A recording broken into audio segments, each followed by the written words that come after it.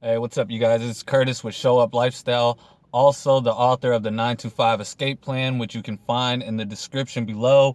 And today I want to talk about wage slave in the land of the free. So basically, what I want to go over is why we're not free, you know, taxes, licenses, and education, and love and community. And the first part I want to go over is we are not free. You know, the world is set up to where we're paying, as wage slaves, we're working, most of us are working jobs that we don't want to be at that many hours of our day. Maybe if it was like 4 hours a day, 2 days a week or something like that, it would be, not as bad and we could still live our lives. And at the same time, we're working 40, 50, 60 hours a week,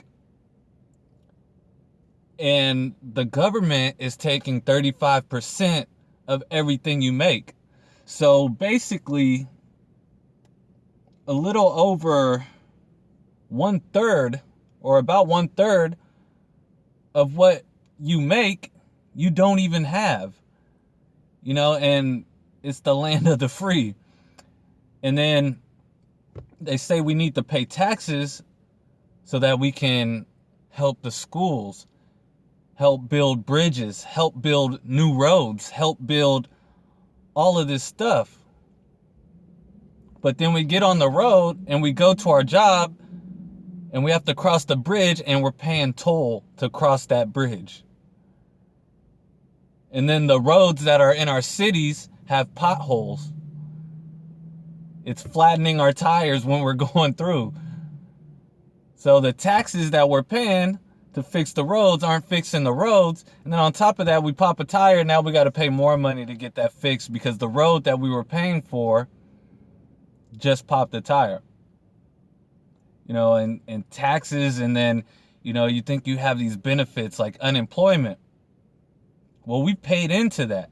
They're not giving us anything. They're not helping us out while we're out of work. That was money that we earned that they took. And that's how taxes work. Why is it that the taxes we have to pay are made so that the government can take that money and make more money by building bridges and building all this stuff that's supposed to help us have a better life, slow down traffic, fix the roads, but it's not working. So this is part of why we're not free. And my next point, which is taxes, licenses, and education. I already went over taxes a little bit, but then you get into licenses. For everything you want to do, you got to have a license to do it. You know, if you want to start a business, you have to have a license to do it. So you can't go to your neighbor and say, hey, I have this new cleaning product. I see that you need help with your kitchen. Here's this cleaning product that I made. I'm going to sell this to you. And then the government says, where are you getting this money? You need a license to sell that.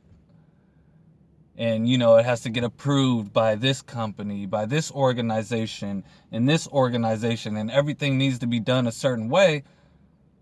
So by the time you even start to make a profit, you're already in the hole because you have to have all these licenses. Which really, why do you need a license to have a business? Why do you need to get a license from a government agency or from your city or from your state in order to sell to your people? Taxes, licenses. This is how they want to trap you, enslave you. And then education. Now, education, if you think about it, what is it prepping you for? College. You spend 14 years to prep for college. And then you get into college, you got to spend another 4 to 8 years in order to get a career. So you spend more than a quarter of your life. Most people aren't going to live to 100 because people are eating junk food. People are eating bad. People are at work, so this fast food stuff is much easier for you to eat rather than the good stuff. You can't, it's hard for you to go home and cook meals with your family because you're working 60 hours a week at this job, so you don't really have much time. And then they put TV in front of you. And all the TV does is give a platform for big corporations to sell you stuff and sell you more stuff. So the education, which if you look at it before, real education came from families coming together. That's what education really needs to be. And the wealthy people, they know this. That's why at a young age, Warren Buffett said he used to go with his dad into his office and read all of his books. Why? Because that's what his dad did. That's what he's seen. That's what he lived by. So where he wasn't in school, he was in the office.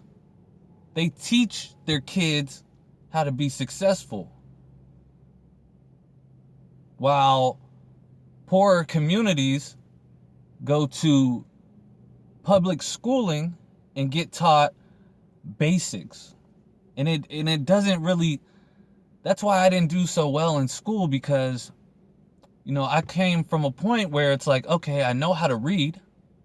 Now what is what I'm reading going to help me with? I'm reading Shakespeare, Hamlet. What if when I was 6 or whatever age I learned to read, I was reading on books like credit and how loans work and how accounting works and how to manage your money, how to save your money, how to invest your money. But they're not teaching this in the schools, and that's why I want to start teaching it on this channel, so I can help people who don't have access to that information to start being smarter financially, so that they don't have to be wage slaves their whole life. Most of us are going to have to work a job, at least 10 years if you get in a good job, or make the most out of the job that you have and become successful in that field. So education is very, very important. But what we're being educated on isn't helping us succeed in life. If we were to learn from our parents, if we were to learn how to work, if we went to work with our parents when we were 14, which we're fully capable of, but they put it on child labor laws, so the child can't go to work because they don't want the child to work. But what is your whole life spent doing? Working.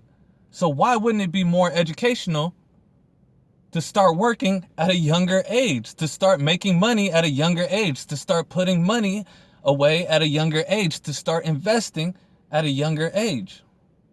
They don't want this because they want you to go to their colleges that they created for you to get a job in their company, so you can pay the loan back to their company, so that they are really paying you not that much, because you're paying a percentage of it back to your loans that they sent you to college for.